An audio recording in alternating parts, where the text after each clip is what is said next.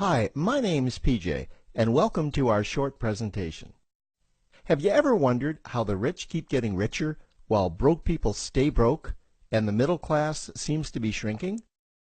Well, this isn't nearly as mysterious as it may appear when you examine the specific differences in how broke people, the middle class, and the rich spend their money. Now, this is such a simple concept, yet so profound, it nearly knocked me out of my chair when I finally understood it. I'm going to show you exactly how the rich spend their money, and you can evaluate for yourself why they keep getting richer and the broke keep getting broker, and why the middle class remains so stressed out. Now, to get started, I'd like to review some financial terms we'll be using during this presentation. The terms that you need to be familiar with are cash flow, which means money you bring in, expenses, which means money you spend, assets. Now, this is the most confusing one. You're probably familiar with the traditional definition of an asset, which is something you own or have equity in. However, back in the 1990s, Robert Kiyosaki introduced us to a new definition of an asset in his groundbreaking Rich Dad, Poor Dad series of books. Robert taught us that an asset is something that pays you, and that's the definition we'll be using here. Liabilities is the last term, and it's defined as things that cost you money. As an example, a house is typically viewed as an asset, but can it actually be a liability?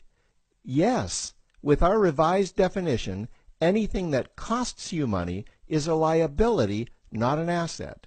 If you have a mortgage, your house is an asset to your banker because it pays him or her every month.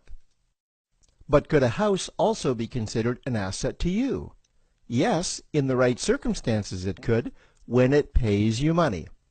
Let's say you buy a house and you rent it out, and it paid you a positive cash flow every month after all expenses. That would then be considered an asset. Now, one more time with the terms, just to be very clear before we continue. Cash flow is money you make. Expenses, that's money you spend. An asset pays you, and a liability costs you. Now let's take a look at how broke people spend their money. Now, when I say broke people, I'm not referring to the destitute. I'm speaking about that large portion of our society that lives from paycheck to paycheck and who never seem to have any money. In fact, most times there's more month left at the end of their money, and I'm sure many of you can relate to that group.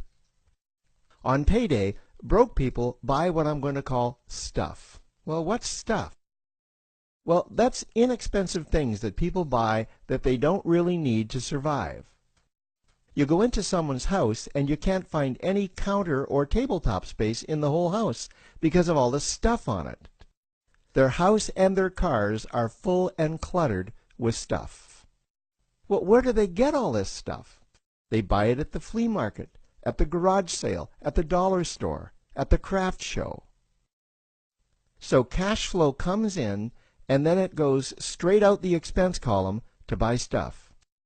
You see, broke people never really educate themselves on assets and liabilities. They justify buying all of this stuff by claiming that it costs so little. But over the years, it's all they ever have.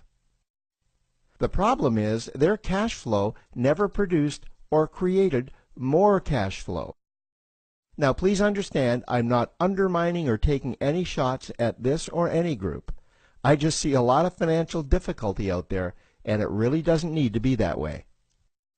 Creating wealth isn't a mystery, it's a formula. The only reason someone doesn't create wealth is because they either don't know the formula or they don't apply the formula. Now let's take a look at the middle class. The middle class is the group that society mistakenly thinks are rich. They're not.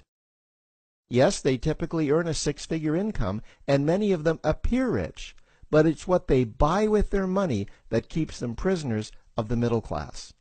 What they typically buy are liabilities. Remember the definition of a liability? Things that cost you. By buying liabilities, the money gets pushed up and out their expense column. Liabilities are items like cars, boats, houses, airplanes, credit card debt. Now let's see just how this happens. The middle class gets a nice paycheck, let's say $10,000 for the month. They then split that down the middle and they pay their monthly expenses with half, and with the other half they make a down payment on a new car. The car costs $5,000 down, and after they add on the insurance and the maintenance, that liability now costs $1,100 new dollars every single month. A few months go by and they want a boat, then a vacation home, a Rolex watch on their credit card, a vacation on their credit card. And before you know it, their liabilities have raised their expense levels to near or above their income levels. They actually spend equal to or more than they make, meaning that they have to go to work and make a certain amount of money every single month just to cover their liabilities. The other important issue with both broke people and the middle class is that normally all of their cash flow is dependent on their own effort, meaning that they've educated themselves to exchange their knowledge and expertise for someone's money.